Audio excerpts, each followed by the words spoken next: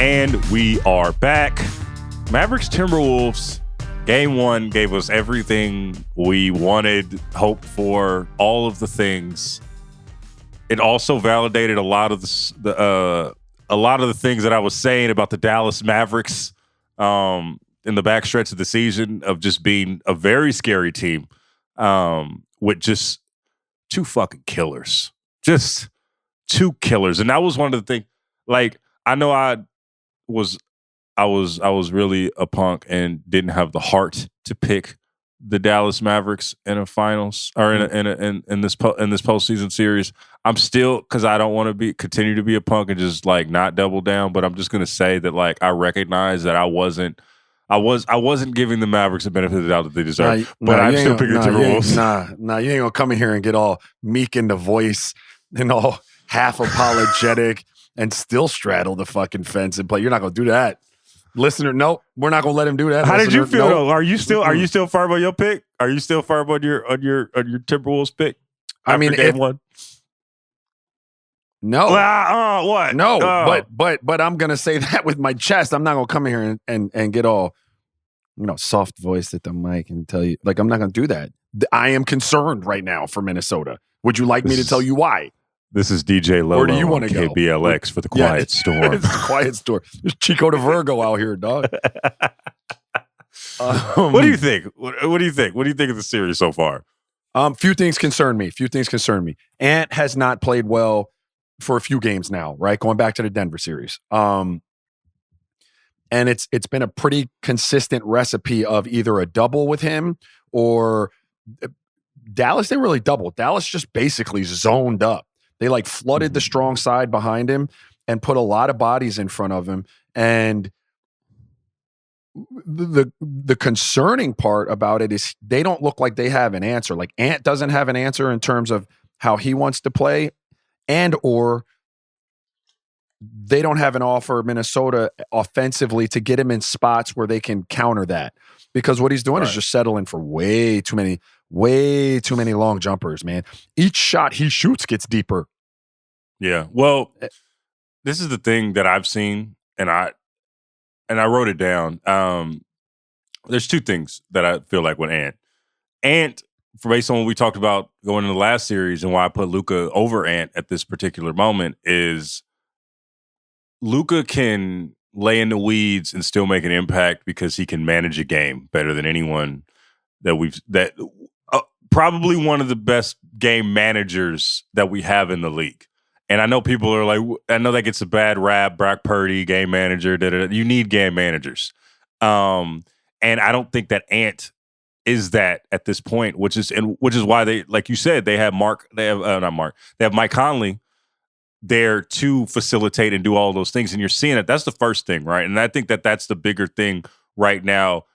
That's hindering the Minnesota offense, that their best player is not controlling the tempo of the game at all times. But Kobe didn't control the tempo. But me and you were always going to fight on that because like Kobe didn't control the tempo of those Laker teams. He was their best player. Like they don't. I know, but we talked about this. No, but Raja, we talked about this last episode where this is the time when we argue and we agree on at the end of the day. What I said was I made the Kobe comparison, and I said back then that Kobe was someone who didn't game manage, but he had the Derek Fishers and the Shaqs of the world to pick up the slack. My bad. I shouldn't have used Kobe because it was going to take us back to that conversation. But I guess my pushback only before, and I'll let you finish, is that like KD is the best player on teams. He doesn't manage the game for those teams. Like the Ant doesn't have to manage the game. Like it's great that Luka can manage it because he has it in his hands all the time. But like I'm sorry, I shouldn't have interjected. I disagree with the managing the game. Go to the next point. Sorry. Yeah, well, I mean, even like let's stay on this for a second. When you talk about like, so I think you brought up a good example with KD, right? There right now, when I say game management, and you brought up KD, what I think about KD, there's an orbit, at least in his prime, and even, at some points now in regular season games, but like where when you go into KD's orbit, there is a calmness when he has the ball in his hand. I don't see that right now when Ant it's still a little bit more. It still feels like the game is a really fast for him in this moment, where it seems like with Luka and even Kyrie, there is a calmness when the ball is in their hands right now. Okay, that's fair, and I think I would agree partially. Here's the way I see it, and maybe this is semantics, but maybe you'll understand. Maybe my point is different ultimately. What Luka has that Luka has a much more diverse skill set than Ant. Mm-hmm. Ant has to score right now off explosiveness. He's got a bag, but it's all based out of explosiveness and athleticism. Like where I'd like to see Ant and where Luka, now Ant's only 6'4", 6'3", 6'4". So, that adds to it. Luka's 6'8". And it's wild whenever I see Luka in person because he's always taller than I thought he was going to be. Oh, he's huge. So, what Luka's able to do, and Ant doesn't have this in his game yet. And this is what Kobe and Mike and even Melo, KD, Book does this a little bit. Guys that are used to seeing a lot of people come at them, they don't always face you up from 25 to 26 feet away from the basket. Do you know why? Yeah. Because that allows everybody else to shrink the floor. And now you got to get through all of these bodies to get to where you want to go, or you have to shoot that very long jump shot, which Ant's doing right now. Those guys have the ability to get you on their hip, get you on their shoulder. You hear me talk about mid-post a lot. Like throw the ball to Conley, get into the post because he's still a big dude. Yeah, man. Like you have to find ways to move him around on the floor where all of those sets of eyes, all that congestion that he sees when he gets it, it's not as much of a factor because he's not as far away from the rim. And I think that's X's and O's, but strictly between Ant and Luka. What Luka has is just a much more diverse skill set. He's a bigger body, so he's able to kind of control the game and the pace of the game by just saying, "Hey, man, I'm going to put you on my hip." And like you saw some of those smaller guards, they reached one time at Luka's dribble. Why are you reaching on that? Why are you reaching on him? I have no idea. Like we'll get into the coach's comments because he was correct in what he was saying about Minnesota. But as soon as they reach just a little bit, he's got those big shoulders by you. He has beaten you with no quickness because he's so big.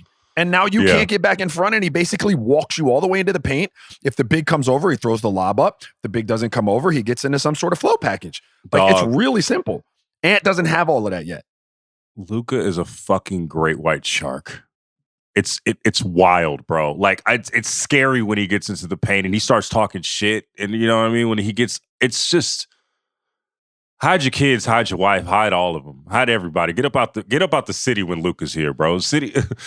Luka's damn near like Omar when it comes to this postseason, right? Like Luka's a professional scorer, man. He's a professional. Well, he's a professional facilitator too, but I say professional scorer, and guys like Ant, again, Ant is phenomenal. And I did mean what I said when I said he reminds me when he gets the look in his eye of certain players, and the athleticism and all that is. But you see a guy like Luka not make buckets, right? He came out, he was cold in game one. He was shooting deep threes. Guess what he didn't do to start the second half? Didn't shoot any more deep threes until he got cooking, and then he went back to shooting threes. So like professional scorers, and Ant is one, but he will continue to grow in that regard. Yeah. I don't care what you're doing defensively. If I don't have an answer for it, coach, we need an answer for this. I'm not going to cast up my 12th. I'm not doing that. Yeah. And I think also another thing, and that leads to my second point. First of all, just to wrap up the point that you were making, just even about Ant, was like, when I say that when I say that it doesn't feel like that the game slows down for him yet, I'm saying that in regards to like it's going to. Like he has all of the raw talent. Just like it slowed down for Kobe. Just like you look at early Jordan highlights, like he was doing similar to the same things, right? Like it's something that you have to fail in order to add to your game. I hear what you're saying. You're living off of athleticism and talent, and we've got to start putting together the nuances and the mind control that the masters have. Yeah, and I think the difference between Luka and Ant is that Luka's been playing professionally since he was 14. Sure. Like he's learned all these lessons already, which is just such a rare thing to have at such a young age.